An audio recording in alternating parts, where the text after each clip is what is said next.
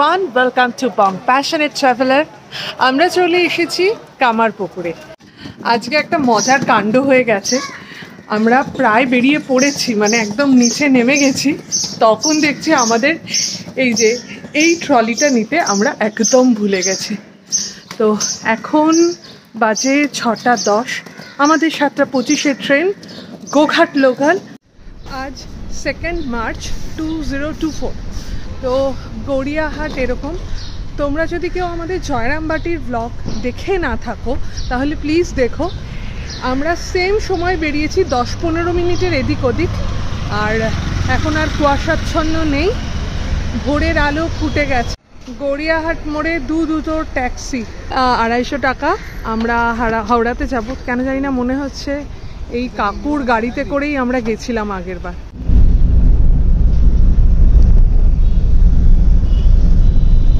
আমাদের সমস্ত লাগেজপত্র নামানো হচ্ছে, আর ব্রিজটা দেখাচ্ছে ভারী সুন্দর। এখন বাজে 6:33। হাওড়া স্টেশনে ঢুকে পড়েছি আমরা, মানে ঢুকবো হাওড়া স্টেশনে।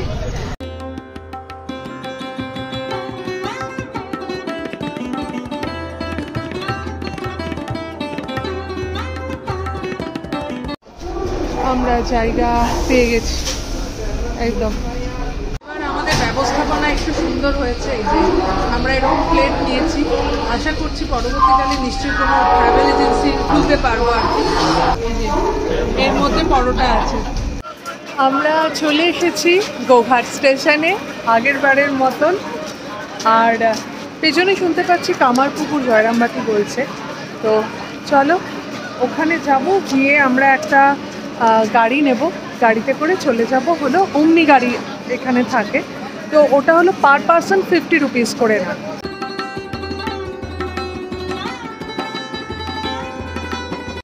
কত ভিড়, আর এখানে লাইন দিয়ে গাড়ি। এই জায়গাটা আমার খুব ভালো লাগে, খুব সুন্দর।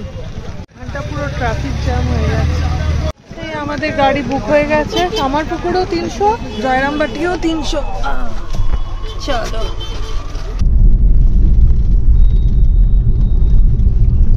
কামারপুকুর বাজার চলে এসেছি। কামারপুকুর মঠ আমাদের গন্তব্য, এখানে চলে এসেছি। আর এখানেও ভিজিটিং আওয়ার্সটা এটা। আচ্ছা, ভেতরে যাব, ভেতরে গিয়ে আমাদের কোথায় দেবে আর কি, যাত্রী নিবাসে না কোথায়, সেই জন্য আমরা একটু ভেতরে যাব।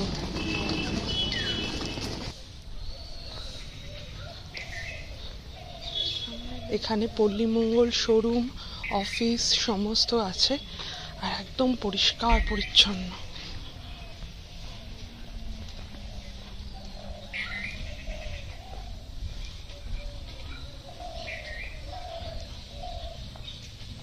আর এখানে আছে হলো বুক স্টল এই দিকটায়।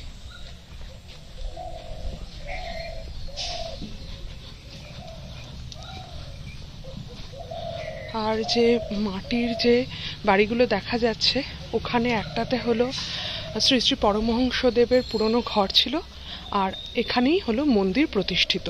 ঢেকিশালও এই দিকটাতে। আচ্ছা, এইদিকে হলো অফিস, হলো মাটির বাড়ি।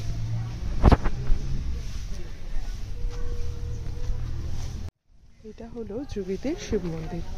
এখানেই মা প্রথমে মনে হয়েছিল কোনো একটা সুপ্ত শক্তি তার মধ্যে এসে ঢুকেছে। এই হলো শ্রী রামকৃষ্ণ মঠ, মন্দিরে ঢোকার রাস্তা।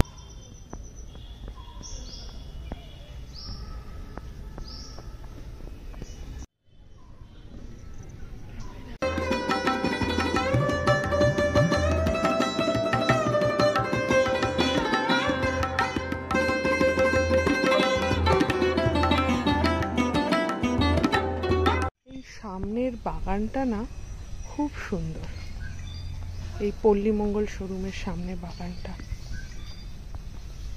অপূর্ব। মন্দির, আর মন্দিরের একদম বিপরীতে এইদিকে হলো আমাদের আজকে থাকার জায়গা। 18 নম্বর ঘর বলছে। তো এইটা হলো আমাদের রুম নাম্বার 18। এই তো দেখতে পাচ্ছি রুম নাম্বার 18, এইটা আমাদের রুম। কি সুন্দর বড় একটা গাছ, কত বড় জায়গা। এখানে পার্কিং প্লেস আছে একদম অপোজিটে। চাবি দিয়ে দিয়েছে? ও আচ্ছা, আমি তাই ভাবছি যে আমাদেরকে তো কেউ দেখালো না কোথায়। আজকের জন্য কাল সকাল 10টা পর্যন্ত এইটা আমাদের রুম হতে চলেছে। আমরা রুমে চলে এসেছি। তো এখানে সেলফ সার্ভিস, যেই এখানে আমরা তো আগে থেকে বুক করেছিলাম, এবার কিভাবে বুক করেছিলাম সেটা একটু দেখে নাও।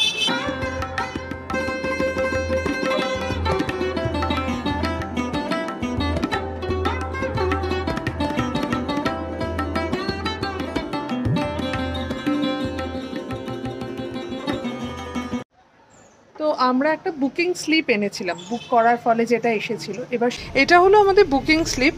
তো 2 তারিখ আজকে, কালকে 3 তারিখ পর্যন্ত এটা আমাদের জন্য বুক করা আছে। 2 মেল 3 ফিমেল, টোটাল 5। আর এবার হলো প্রসাদের ব্যাপারটা দেখাই। এই যে গেস্ট প্রসাদ কুপন, এমনি কুপন আছে আর গেস্ট প্রসাদ কুপন আছে, তো 5 জনের। আর এখানে যা দৈনন্দিন কৃত্যাদি হয় সেইগুলো, মঙ্গল আরতি হয় 4টের থেকে, সকালে প্রার্থনা 5টা 45, প্রাতরাশ হয় 6:30, প্রাত্যহিক পুজো 7:30, ধর্মপ্রসঙ্গ সকাল 9টা, দুপুরের প্রসাদ 11:30, চা বিকাল 4টে, সন্ধ্যায় প্রার্থনা সূর্যাস্তের পর, ধর্মপ্রসঙ্গ আরতির পর, আর রাতের প্রসাদ রাত্রি 9টা, যেটা জয়রামবাটিতে 8:30 ছিল। তো এই হলো সমস্ত ব্যবস্থা। তো তোমাদের রাত্রি 8:30 অক্টোবর থেকে মার্চ। ও অক্টোবর থেকে মার্চ, আচ্ছা মার্চ তো পড়েই গেছে, তার মানে এখন 8:30 হবে আর কি। একটা রুম ট্যুর দিয়ে দিই। এটা হলো রুম নাম্বার 18, আর এই হলো রুম। এখানে মুখোমুখি সমস্ত বেডগুলো আছে, আলাদা, জয়রামবাটির থেকে একদমই আলাদা। তো এখানে মশারিও কিন্তু আছে, আর চাদর দিয়ে দেওয়া নেই, চাদরগুলো সমস্ত ওই পিলোর ওপরে দেওয়া আছে, নিজেকে পেতে নিতে হবে। আর এইখানে একটা বারান্দা আছে, আর বাথরুম, এইটা হলো বাথরুম। মানে পুরো পোর্শনটা আমাদেরই পোর্শন। এটা বাথরুম, দুটো বাথরুম আছে না, এটা একটা কোমোড, আর এখানে স্নানও করা যাবে। আর এইখানেও একটা বাথরুম আছে, এখানে কিন্তু গিজারের ব্যবস্থা আছে। তো আলাদা আলাদা, বেশ ভালো। হ্যাঁ গিজার আছে, ওইটাতে গিজার আছে, এইটাতে গিজার আছে। হ্যাঁ হ্যাঁ, এখানেও গিজারের সুইচ আছে, এখানেও ওই পয়েন্ট দিয়েই আসে। এই পুরো জায়গাটা আমাদের। আজ এখানে সুন্দর একটা বাগান আছে।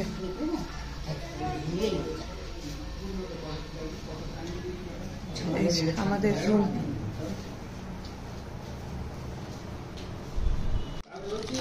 এই প্রসাদ দিয়েছে 5টা ছোট ছোট, আমরা 5 জন আছি। বাতাসা প্রসাদ। স্বর্গীয় দীনেশচন্দ্র ঘোষ এবং স্বর্গীয় সুরেশচন্দ্র ঘোষের পুণ্য স্মৃতিতে শ্রীমতী শিপ্রা ঘোষ এই বাড়িটি নির্মাণ করেছেন। 18 নম্বর। এক একটি বাড়ি এক একজন নির্মাণ করে দিয়েছেন। চলো এবার আমরা প্রসাদ নেব বলে 3 নম্বর গেটের দিকে যাচ্ছি। বেশ সুন্দর জায়গাটা, কিন্তু খুব বেশি কিন্তু এটা রক্ষণাবেক্ষণটা ঠিকঠাক করা হয় না। যেটা হলো জয়রামবাটিতে আমরা যেখানে ছিলাম, ওটা কিন্তু অনেক বেশি রক্ষণাবেক্ষণ করা হয়। যারা এখানে থাকবেন না, এই পান্থনিবাস আছে, এখানে টয়লেট এবং পানীয় জলের ব্যবস্থা রয়েছে। আর সামনে দিয়ে সব অটো ভর্তি। এখানে একটা ম্যাপ আছে, এই যেমন 6 নম্বরটা হলো যুগী শিবা টেম্পল। তো আমাদের 3 নম্বর গেট দিয়ে ঢুকতে হবে। এখানে সমস্ত কিছু মানে কেউ যদি ভাবে এখানে কোনো গাইড না নিয়ে ঘুরবে, তাহলেও কিন্তু মানে ঘোরা যাবে। তো চলো আপাতত এখানকার এই লিস্ট 12টা এই 18খানা জায়গা ঘুরিয়ে দেবে এখানকার যে লোকজন আছেন। এখানে খাওয়ার ব্যবস্থা 3 নম্বর গেট। তো আমরা ভেতরে ঢুকবো, তো গেট নাম্বার। আমরা আমাদের এখানে বসে পড়েছি খাওয়ার জন্য, এরকম বসার জায়গা ছোট ছোট। এবারেই আমরা প্রসাদ নেব। প্রসাদ দিয়ে গেছে, শুক্তো দিয়েছে, সয়াবিন আর ডাল, আর এই যে এরকম ভাবে দিয়েছে শেষ পাতে চাটনি, দই পায়েস দুটোই দিয়েছে শেষ পাতে। 12:30টার মধ্যে খাওয়া দাওয়া হয়ে গেছে। এটা চন্দ্রাবতী ভবন, এখানে খাওয়া দাওয়া হলো। আর এটা হলো মহারাজদের থাকার জায়গা। আর এখনো এখানে প্রচুর ভিড়। পানীয় জলের ব্যবস্থা রয়েছে এখানটাতে। এই জায়গাটা হলো লাহা বাজার, একদম মানে কমার্শিয়াল এরিয়া পুরোপুরি। এই যে এখানে লাহা লজ। আমরা একটু জলের জন্য এসেছি, জল নেব। এখানে তো আমরা বটলগুলো নিয়ে আসিনি, না হলে রিফিল করা যেত। আর আমরা যেহেতু 5 জন না, সেই জন্য একটু বেশিই লাগবে জল। এখানকার সাদা বোঁদে, ল্যাংচা, জিলিপি, প্রচুর মিষ্টি। আগেরবার এখান থেকেই মিষ্টি কিনেছিলাম, তো জলটা নিয়ে নেব। আর এইটা হলো পার্কিং এরিয়া। সীতাভোগ আছে আর সাদা বোঁদে আছে। বাহ, এখানে ব্যাগ, ছবি প্রচুর ভর্তি। লাহালাজটা তো দেখলাম, ব্যাগই আছে বেশি। মানে এখানে কাছাকাছি সবকিছু, কোনো অসুবিধা নেই। বিকেলবেলা দেখবো এখানটা কেমন হয়। আর এই দিকে দেখতে পাচ্ছি রামকৃষ্ণদেবের স্মৃতি বিজড়িত লাহা পুকুর আর বটবৃক্ষ।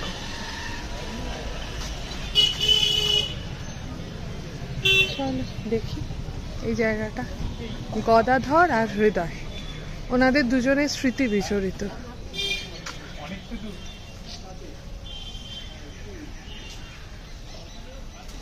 শ্রী শ্রী ঠাকুর ও ভাগ্নে হৃদে একদিন বৃষ্টিস্নাত পড়ন্ত বেলাতে ভূতির খালের দিকে বাড়ি ফিরতেছিলেন। ঠাকুর লাহা পুকুরের কর্দমাক্ত পাতে ধোয়ার জন্য এলেন। সঙ্গে একটি মাগুর মাছ ঠাকুরের পা জড়িয়ে পড়েছে। ঠাকুর বললেন, পালা, এক্ষুনি হৃদে এলে তোকে মেরে ফেলবে। তারপর মাছটি জলে চলে যায়। বাড়ি ফিরে ঠাকুর তার মাকে ঘটনাটি বর্ণনা করে। মা বললেন, বেশ করেছিস। এই ছিলেন আমাদের শ্রী শ্রী রামকৃষ্ণ পরমহংসদেব। এই হলো ঠাকুরের সেই পুকুর, ঠাকুর আর হৃদয়। এই হলো সেই বটবৃক্ষ। যে এখানে এই পান্থনিবাসে এখানে সমস্ত যারা আছেন আর কি, যারা দর্শনার্থী এসেছেন, তারা এখানে একটু বিশ্রাম করছেন। এখানে আইসক্রিম বাঁচছে, আর এখানে কিন্তু পেয়ারা বেশ মেখে টেকে দেওয়ার ব্যবস্থা রয়েছে। এই যে আমাদের এই পান্থনিবাসের সামনে। এখন বাজে বিকেল 3:30। তো আমরা এখন যাচ্ছি মন্দিরের ভেতর চা খেতে। তো চাটা খেয়ে নিয়ে আবার আমরা কামারপুকুর ঘুরতে বেরোবো। আবার আমরা চলে এসেছি চন্দ্রমণি ভবনে। এখানেই আবার সেই চায়ের ব্যবস্থা, অনেক বড় এরিয়া জুড়ে, আর কি সুন্দর শান্ত। এখানে জুতো রেখে ভেতরে যেতে হবে। দুপুরবেলা এখানে সবাই ভোগ নিচ্ছিলেন, আর এখন এখানে চা দেওয়া হবে। এই বিস্কিট আর চা পেয়েছি। আর এটা হলো পুরো প্রসাদের ঘর, মেন প্রসাদের ঘর। মার ছবি, এই ছবিটা সব জায়গায় থাকে ভোজনালয়ের ওখানে। এই হলো গোয়াল ঘর।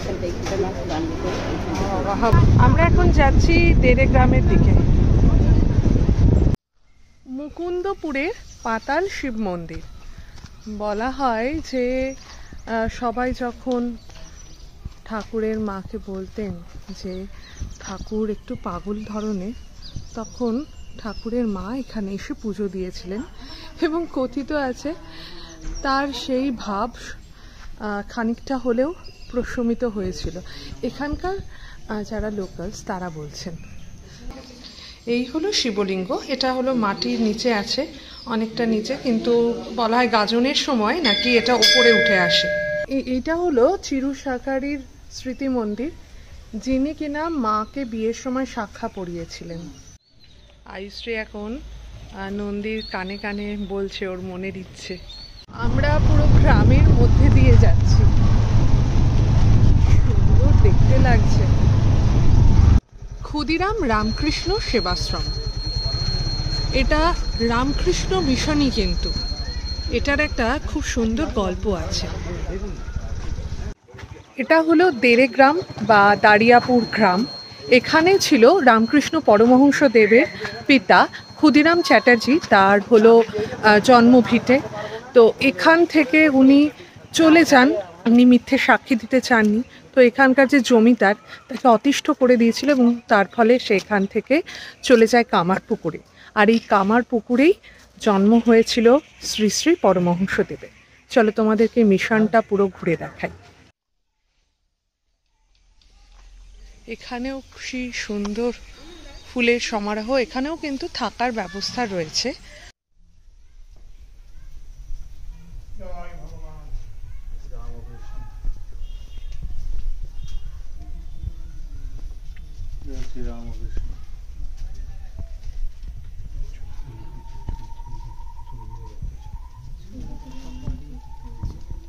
আর এটা হলো ঠাকুরের মন্দির।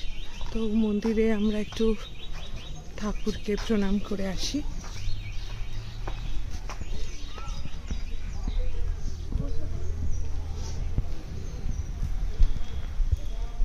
ঠাকুর শ্রী শ্রী পরমহংসদেব, মা এবং বিবেকানন্দ, স্বামী বিবেকানন্দ। এই হলো গ্রামের বৈশিষ্ট্য। কি সুন্দর বাঁধানো ঘাট, পুকুর, অপূর্ব। আর এখানে খুব সুন্দর একটা পাথ দিয়ে চলে যাচ্ছি দারিয়াপুর দেরেগ্রাম ক্ষুদিরাম রামকৃষ্ণ সেবাশ্রম। এখানেও কিন্তু থাকার ব্যবস্থা রয়েছে। তো সেটা একবার একটু দেখিয়ে দিই। এই হলো বুকিং নাম্বার। যে পৈতৃক বাড়িটি আছে আর কি শ্রী শ্রী রামকৃষ্ণ পরমহংস দেবের, তার অপোজিটেই হলো পরমহংস দেবের ঠাকুরদাদার স্মৃতি মন্দির, যেটা নাকি শ্রী শ্রী শ্রী ক্ষুদিরাম চ্যাটার্জি নির্মাণ করে গেছিলেন। তো গাজনের সময় এখানে প্রচুর ভিড় হয়। এগুলো হলো সরিষা গাছ। আমি এতক্ষণ এত অবোধ ভাবছিলাম এগুলো ধান, কিন্তু এগুলো সরিষা গাছ। তো এগুলো হলো জ্বালানির কাজে ইউজ হবে। তো তার প্রি ফর্মটা দেখাচ্ছি। প্রি ফর্মটা হলো এই যে এইটা শুকনো হয়ে গেছে। কি কিউট এখানকার মানুষগুলো, আবার বলেও দিল যে আসবেন। মানে এটা শোনা যায় না, যায় কি? সত্যি যায় না। খুব ভালো লাগলো। এটা সুন্দর একটা গ্রামে এসেছি। এই ভাইবসটাই পাচ্ছিলাম না এতক্ষণ। সীতানাথ পাইনের বাড়ির প্রাঙ্গণে ভগ্ন বিষ্ণু মন্দির ও শ্রীরামকৃষ্ণ নাট্য স্মৃতিমঞ্চ।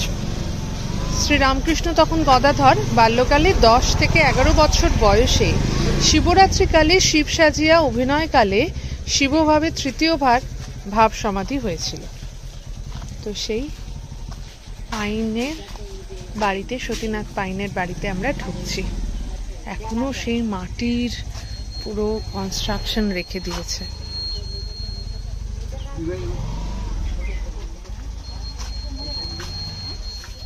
এখানে বালক গদাধরে যাতায়াত ছিল, এখানে লেখাই আছে। এখানে কিছু পশরা সাজিয়ে বসে আছেন।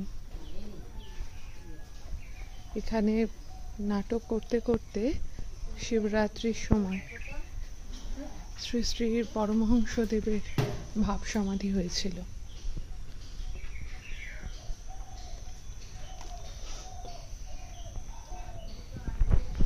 পাইন কুটির, বিষ্ণু মন্দিরে ভগ্নাবশেষ।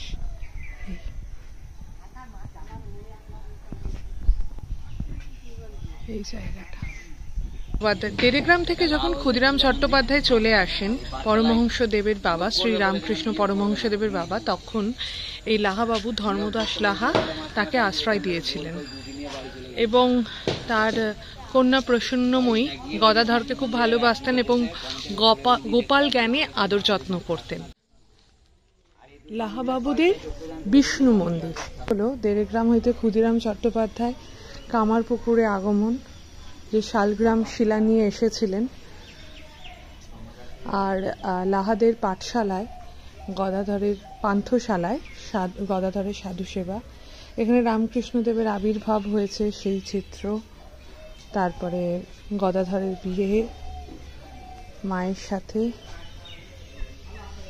লাহাবাবুদের গয়না ফেরত, রাসলীলা, কংসবধ।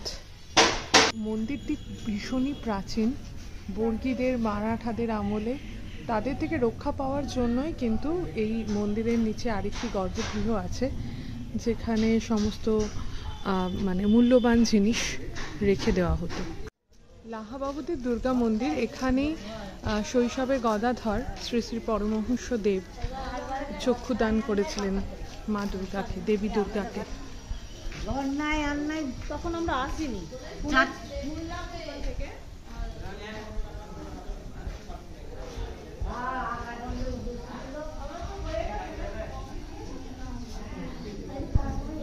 আর এই হলো পাঠশালা, যেখানে গদাধর যোগের অঙ্ক করতে ভালোবাসতেন, কিন্তু বিয়োগের অঙ্ক তিনি একেবারেই পছন্দ করতেন না, পালিয়ে যেতেন।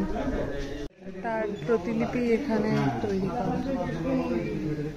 এখানে শ্রী শ্রী ঠাকুরের আর মায়ের সমস্ত লীলা এখানে আছে। এখানে যে মাকে পুজো করছেন সমস্ত বর্ণিত আছে এখানে। এই হলো গোপেশ্বর শিব মন্দির। শ্রী শ্রী ঠাকুরের যখন জীবন্মত্ত অবস্থা গ্রামের লোকের কাছে পাগলামি বলে মনে হয়েছিল, তখন মা চন্দ্রমণি দেবী তার নিরাময়ের জন্য এখানে হতে দিয়েছিলেন।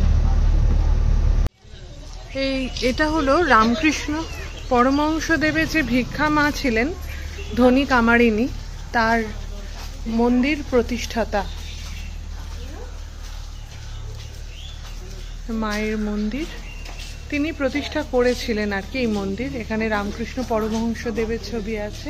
এটা ধনী কামারিনীর মন্দির আর শ্রী শ্রী রামকৃষ্ণ পরমহংসদেবের ভিক্ষা মা। দয়াল সত্যপীঠের মন্দির, এখানে রামকৃষ্ণ পরমহংসদেব এখানে নাম গান করতেন। উনি তো জাতপাত কিছু মানতেন না, তো এখানে উনি নামাজও পড়েছিলেন, আবার পুজোও করেছিলেন। তো সেই দয়াল সত্যপীঠের মন্দির এইটা। এই সেই পুকুর, কামার পুকুর। এই পুকুরের নাম অনুসারে এই জায়গার নাম হয়েছে কামার পুকুর। তো ঠাকুর এখানে স্নান করতে আসতেন এই পুণ্য পুকুরে। চিনু শাখারির বাড়ি, আমরা ওখানে তার স্মৃতি মন্দির দেখলাম। তো এই বাড়িতেই এখন হলো গদাধর বিদ্যা মন্দির বলে এটি হলো বলা হচ্ছে আর কি, কারণ এখানে হলো সেই মিশনে গদাধর যে ছোট ছোট বাচ্চারা আছে, যারা স্ট্রিট চাইল্ড বললেও ভুল হবে না, তারা এখানে পড়াশুনো করে থাকেন আর কি। আর এই চিনু শাখারি হলেন, সবাই জানে তাও বলে দিচ্ছি, উনি শ্রী সারদা মাকে শাখা পড়িয়েছিলেন বিয়ের সময়। সেই চিনু শাখারির বাড়ি। আর কি সুন্দর সামনে পুকুর। এই গ্রাম্য পরিবেশটাই আসলে মোহিত করছে।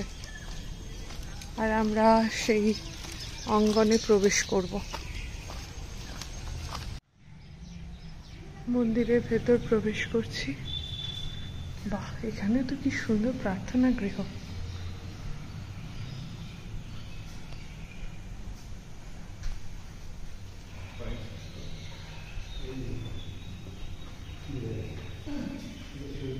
প্রার্থনা গৃহ।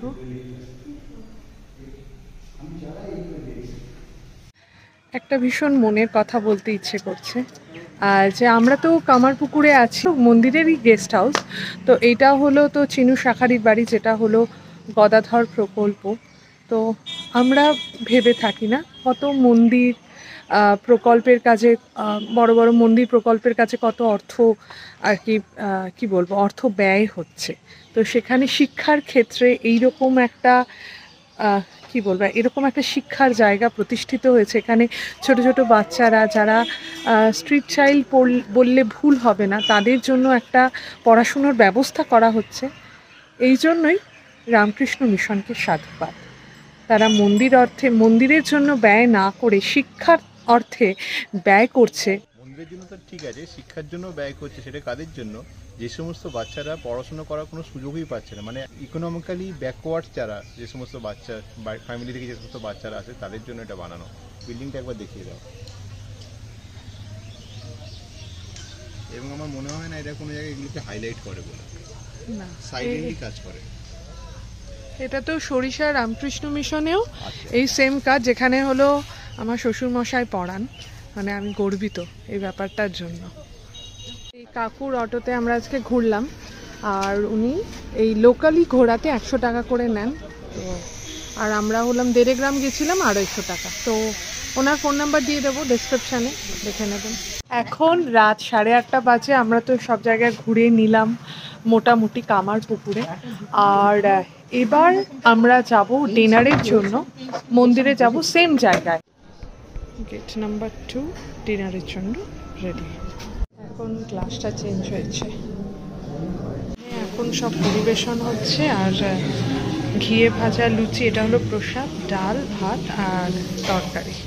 এখানে আরেকটা আলুর দম দিয়েছে। পুরুলিয়া রামকৃষ্ণ মিশন থেকেও বাচ্চারা এসেছে, ওরা আজকে আছে। আমাদের ডিনার হয়ে গেছে, এবার জলটা নিতে আবার ভুলে গেছি এবারেও সেই, তো জলটা নেওয়ার জন্য একটু যাচ্ছি, নিয়ে তারপরে আজকে গুড নাইট। আর কালকে আবার সকালবেলা মঙ্গল আরতির সময় তোমাদের সঙ্গে দেখা করব। এই যে মা বাবা সবাই বেরিয়ে গেছে, একদম খালি। আজকে আমরা 5 জনেই যাব মঙ্গল আরতির জন্য। তো চলো বাইরের পরিবেশটা একটুখানি দেখাই তোমাদের।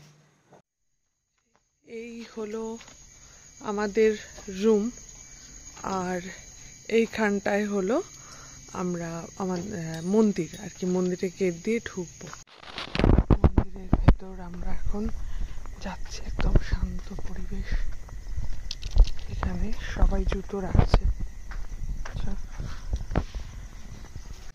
Good morning everyone. আমরা আবার সকাল সকাল উঠে পড়েছি, এখন বাজে 8:45। তো তোমাদেরকে ইনফর্ম করি, 4:30টায় আমরা উঠে তো গেছিলাম মঙ্গল আরতি দেখবো বলে। তারপরে 6:30 থেকে প্রার্থনা হয়েছে, দেন 6:30 নয় 5:30 থেকে প্রার্থনা হয়েছে, 6:30 থেকে ব্রেকফাস্ট হয়েছে। সেই দুটোই আমরা মিস করে ফেলেছি একদম, কোনো একটা মানে কেন উঠতে পারিনি জানি না। তো এখন আমরা ব্রেকফাস্ট করার জন্য যাচ্ছি হলো বাজারের দিকে। তো সেই জন্য বাজারে যাই, গিয়ে দেখি, আর আরেকবার ঠাকুরকে প্রণাম করে তারপরে বাড়ির দিকে রওনা হব। এখান থেকে আবার আমরা চা খাবো, কালকে রাত্রে এখানেই চা খেয়েছিলাম, আমাদের খুব ভালো লেগেছে। আর একটা ব্যাপার, এই যে চপের দোকান কিন্তু খুলে গেছে। কি চপ খাবে? সেই সকালবেলা তুই তো ভোরবেলা উঠে বলছিলে চপ মুড়ি খাবো, কি অদ্ভুত। না এখনো ভাজা শুরু হয়নি, এটা বেরিয়ে গেল। আজ রবিবারের সকালে আমরা কামারপুকুর বাজারে ব্রেকফাস্ট করতে বেরিয়েছি। এই দোকানটায় লুচির জন্য, লুচি হবে তো, চল লুচি আমরা এখান থেকে খাবো।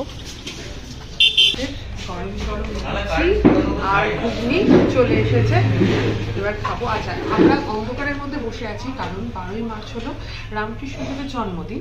তো সেই জন্য এখন কাট আউট চলছে, মানে লাইন প্রিপেয়ারের কাজ চলছে আর কি। 8টা থেকে 12টা পর্যন্ত আজকে বন্ধ থাকবে, তো ঠিক আছে, ম্যানেজ হবে। আমাদের জলখাবার খাওয়া হয়ে গেছে, আর হলো আমরা বেরিয়ে পড়ছি এবার। তো আমাদের যে অটো দাদাকে বলা হয়েছে, সে দেখি আসে কিনা, তো তার অটোতে করেই যাব। আমরা আপাতত এখন পল্লী মঙ্গলে একটু দেখছি, আর এখানকার চাবিটা একটু হ্যান্ড ওভার করতে হবে, এটাই। তো 7:30টায় চেক আউট টাইম, কিন্তু আমরা এতক্ষণ ছিলাম, আর যথাসাধ্য চেষ্টা করলাম এখানকার সম্পর্কে ফুল ইনফরমেশনগুলো তোমাদেরকে দিতে। যদি ভালো লেগে থাকে লাইক কমেন্ট আর শেয়ার করে দিও। আর আমাদের চ্যানেলে যদি নতুন হও, সাবস্ক্রাইব না করে থাকো, তাহলে প্লিজ সাবস্ক্রাইব করে রেখে। আগেরবারে বলেছিলাম, হ্যাঁ, এখানে কিন্তু থাকার জন্য কোনো পয়সা দিতে হয় না। হ্যাঁ, কিন্তু রামকৃষ্ণ মিশন যে প্রসেসে চলে, সারা বিশ্বের রামকৃষ্ণ মিশন কিন্তু অনুদানের রেসপেক্টেই চলে, মানে সাধারণ ভক্তরা, অনুগামীরা যার অনুদান দেয় সেই অনুদানেই চলে। কাজেই এখানে থাকার পরে আমার মনে হয় না বলে দেওয়া দরকার আছে, তাও বলবো, ফ্রিতে যত এটা থাকার সব, জন্য হ্যাঁ। কোনো ফিক্সড অ্যামাউন্ট নেই এবং ইনফ্যাক্ট যারা শুধু এরা দেখে যে এখানে ডিভোটি কিনা, ডিভোটি ছাড়া এরা দেন না। সম্ভবত আমার তাই সম্ভবত মনে দেন। হলো আর তো যাই হোক, এই হলো ব্যাপার, তোমাদের সাধ্য মতন এখানে দিয়েছেও। আর ভালো থেকো, সুস্থ থেকো, শুধু ফ্যাশনে নয় প্যাশনে থেকো। ওকে, বাই।